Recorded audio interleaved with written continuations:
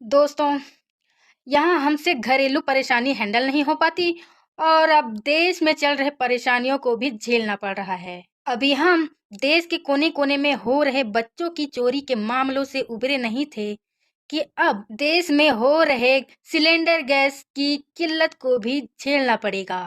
क्योंकि ये गैस आता है ईरान से और ईरान का बाकी 2-4 देशों से अभी अशांति चल रही है, जिसके चलते ईरान से हमारे देश में आने वाले रसोई गैस की सप्लाई अभी रोक दी गई थी। इस वजह से हम सब अभी टेंशन में हैं। अब जब तक ईरान में मामला सही नहीं हो जाता, तब तक हमें रसोई गैस की किल्लत से जूझना पड़ेगा। शायद हमें अभी कुछ समय के लिए लकड़ी वाले चूल्हे का इस्तेमाल करना पड़ सकता है। शायद कुछ लोग अभी इस्तेमाल कर भी रहे होंगे। वैसे तो ये सब कुछ समय में ठीक हो जाएगा, लेकिन क्या फायदा? कुछ समय बाद कुछ और समस्या आ जाएगी। जैसे सोशल मीडिया में एक दो और मामला ऐसे ही चल रहा था। जैसे चाइनीज आइटम खाकर कुछ लोगों की जान चली गई।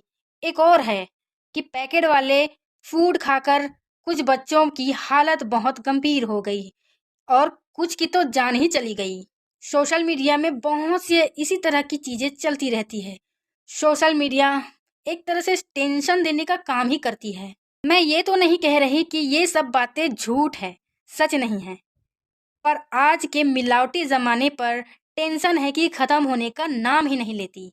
इंसान कहाँ तक सतर्क रहे और कहाँ कहाँ ध्यान रखे, हर चीज में जोखिम शामिल हो चुकी है। जनरेशन बदल गया है, साल बदल गए हैं, जमाना बदल गया है, सदी बदल गई है, पर कुछ नहीं बदलता तो वो है लाइफ में स्ट्रगल। जब तक जिंदगी है, लाइफ में स्ट्रगल ही स्ट्रगल है। स्ट्रगल का दूसरा नाम ही लाइफ है। जिंदगी जीने के लिए लाइफ में स्ट्रगल तो करनी ही पड़ेगी।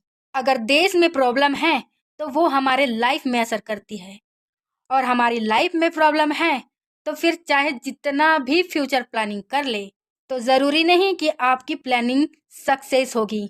खासकर मेरे साथ तो ऐसा ही होता है। इसलिए मैं कभी फ्यूचर प्लानिंग नहीं करती और ना ही कभी सोचती हूँ कि मैं आगे जाकर ये करूँगी, वो करूँगी, ये लूँगी, वो लूँगी, क्योंकि होता ही नहीं है ना।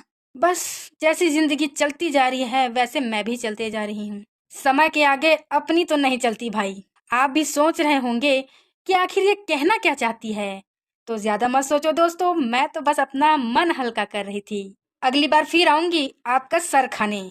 तब तक के लिए वीडियो को एक लाइक जरूर दें।